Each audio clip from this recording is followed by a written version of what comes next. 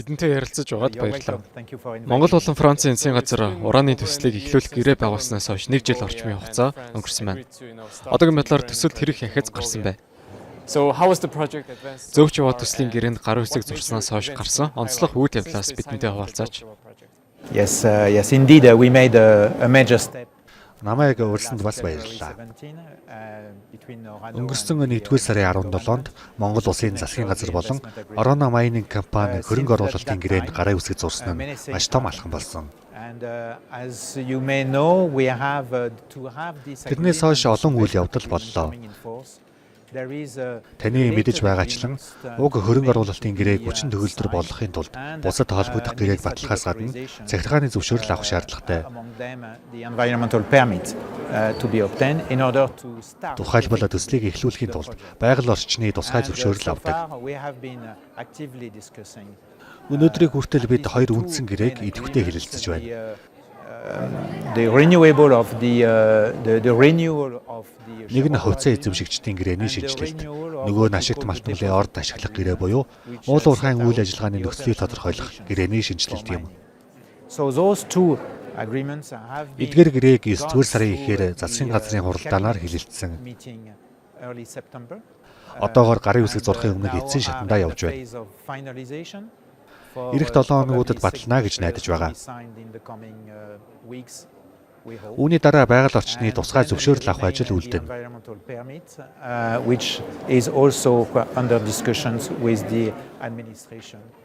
Одоогоор холбогдох байгууллагуудтай зөвлөлдөж байгаа. Он тусгай зөвлөмж төслийг аль бие ёсоор эхлүүлэх боломж бүрднэ гэж найдаж байна. Тэгвэл олон улсад итгэмжлэгдсэн лаборатори байгуулах ажил нь аль шатандаа явж байгаа бол? Yes, in the discussions we had with Minister Uchral, in fact, last бид 4 билүү 5 дугаар сард Учрал сайдтай уулзах үеэр Монголд олон улсын стандарт нийцсэн бие даасан лаборатори байгуулахад дэмжлэг үзүүлэхээр тохиролцсон. Based on international standards. Энэ ажил аль хэдийн эхэлсэн. Одоогийн байдлаар уг лабораторийн техникийн шаардлагуудыг тодорхойлохоор Монголын холбогдох байгууллагуудтай зөвлөлдөж байна. To set up энэ нь манай компанид хамааралгүй төрийн агентлагийн харьяа лаборатори болно.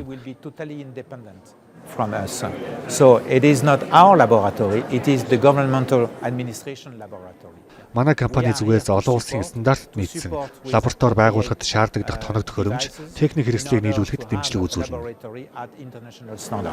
This is a commitment and this laboratory амлсан ёсоор олборлолт эхлэхээс өмнө лаборатори бүрэн ашиглалтанд орно.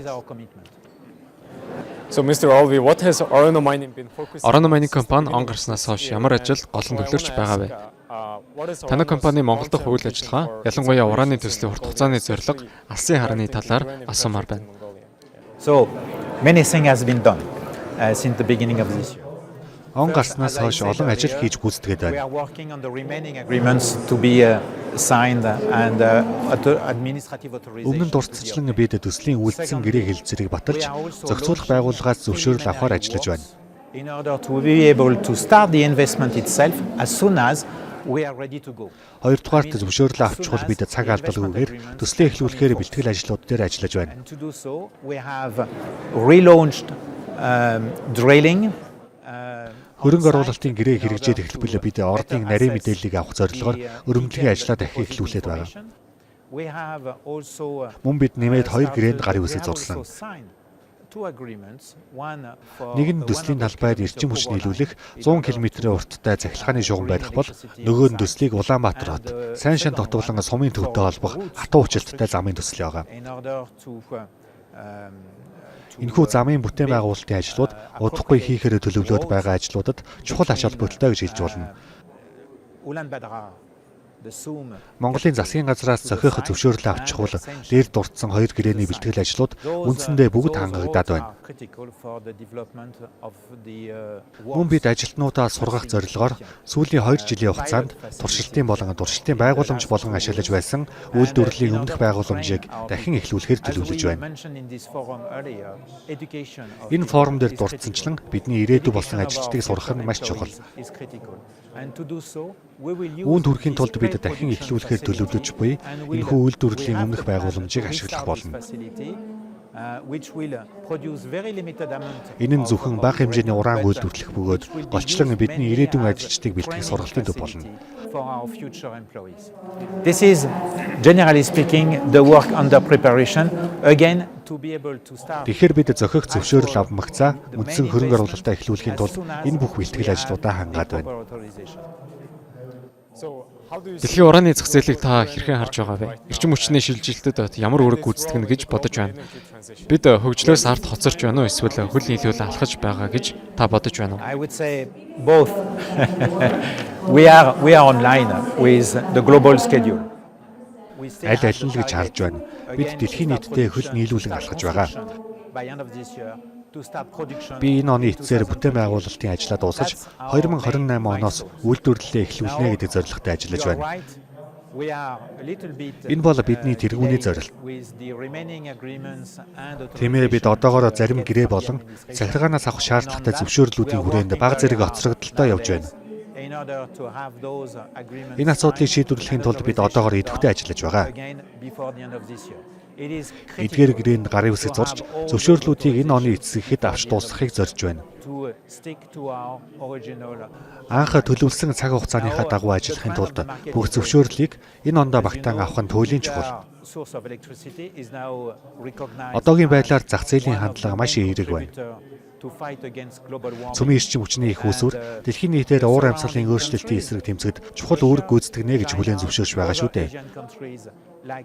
Хөрш орнууд болох Оросын албаны улс, Хятад, мөн Азийн бусад улс орнууд, түүнчлэн Европ, Америк нэгдсэн улс бүгд цөмийн эрчим хүчний салбараа хөгжүүлж эсвэл дахин сэргийж байна. Тиймээс ураны эрэлтээ эх хэдэн 10 жилд улам бүр өсөн нэмэгдэх нь гарцаагүй байгаа үед бид зах зээлийн ирээдүйн төлөвт тун өөдрөг хүлээлттэй байгаа. Өмнө нь дурдсанчлан өнөөдрийн байдлаар дэлхийн ураны үйлдвэрлэлийн 40%-ийг Казахстан улс дангаараа хангаж байна.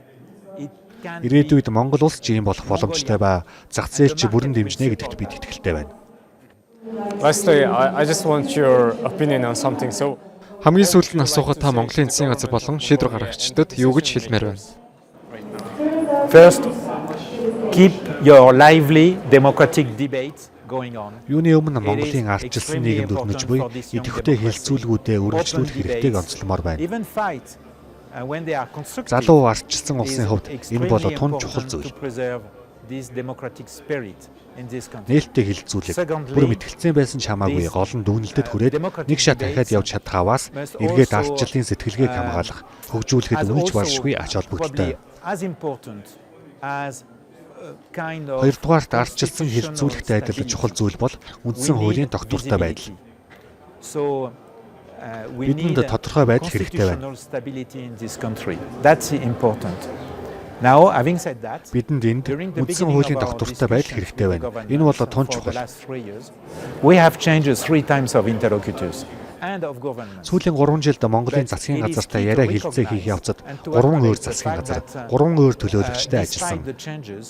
Гэсэн хэдий ч яриа хэлэлцээний гол агуулга чиглэл доктортой байдлаа хадгалсан нь онцгой ач холбогдолтой зүйлээ гэж би үздэг. Тиймээс би Монголын засгийн газар болон ардчлалд бүрэн итгэлтэй байна. Because the spirit of democracy, the stability of the constitution. Ардчлалын үнэт зүйлс, үндсэн хуулийн тогтвортой байдал, төрийн захиргааны болон эрх зүйн орчны хөгжлийн хандлага, Монгол улсын гадаадын хөрөнгө оруулагчны хувьд улам бүр сонирхол татахгүй болгож, ирээдүйн хөрөнгө оруулалтыг дэмжинэ гэдэгт итгэлтэй байна.